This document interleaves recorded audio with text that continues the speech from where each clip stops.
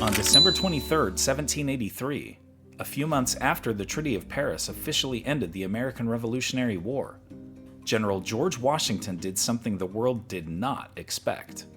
He resigned as Commander-in-Chief of the Continental Army and headed home to Mount Vernon, his plantation in Virginia. But why did Washington resign? And why was this so unexpected?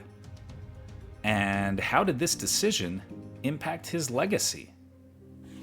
In Annapolis, Maryland, Washington stood before the Continental Congress and gave a brief but emotional address. Demonstrating both humility and grace, he said he had accepted the command more than 8 years earlier, uncertain of his abilities, but had moved forward with confidence in the cause. He expressed gratitude to Congress, his soldiers, and, quote, the patronage of heaven.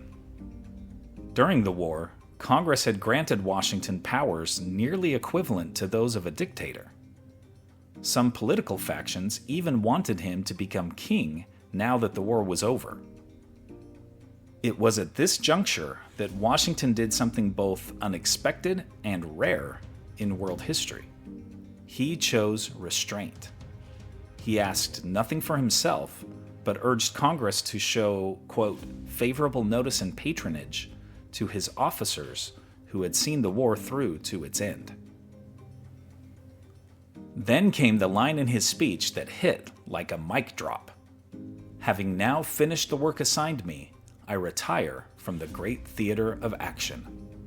And with that, he handed power back to civilian government, helping ensure that the United States became a republic, not a military-led state.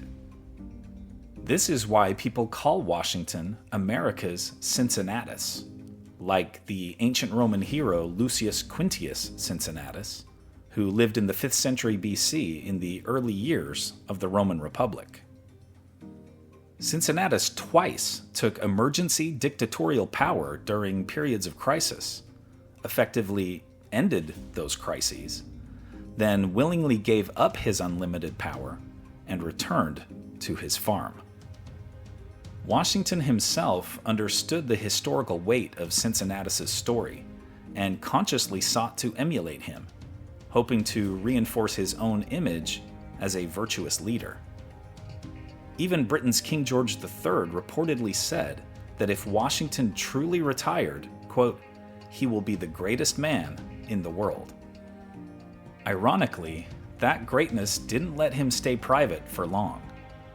In 1787, Washington returned to public life to help write the U.S. Constitution, and in 1789, he was unanimously elected U.S. president under that Constitution. But after 2 terms in office, Washington remarkably had a second Cincinnatus moment when he chose not to run for a 3rd term and returned once again to his beloved Mount Vernon.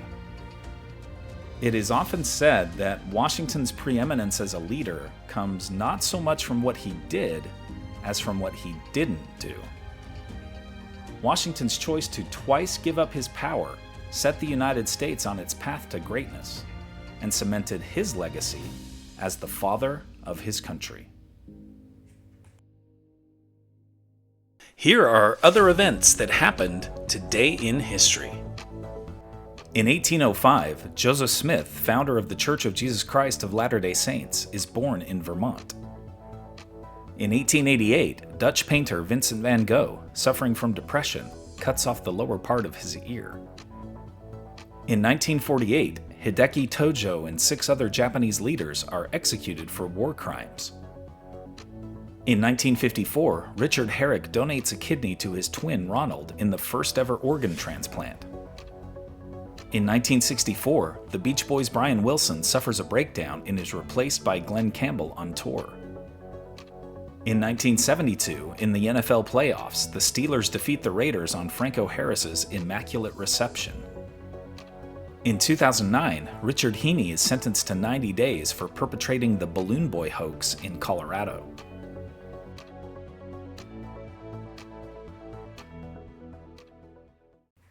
And now it's time for our Today in History quiz. In its early years, many of the books in the Library of Congress were acquired from the personal library of which founding father? George Washington, Thomas Jefferson, Benjamin Franklin, or John Adams? Liked learning about Washington's resignation? Then you'll love this one about the Treaty of Paris a few months earlier that led to it. Tap the screen to keep the story going on Today in History.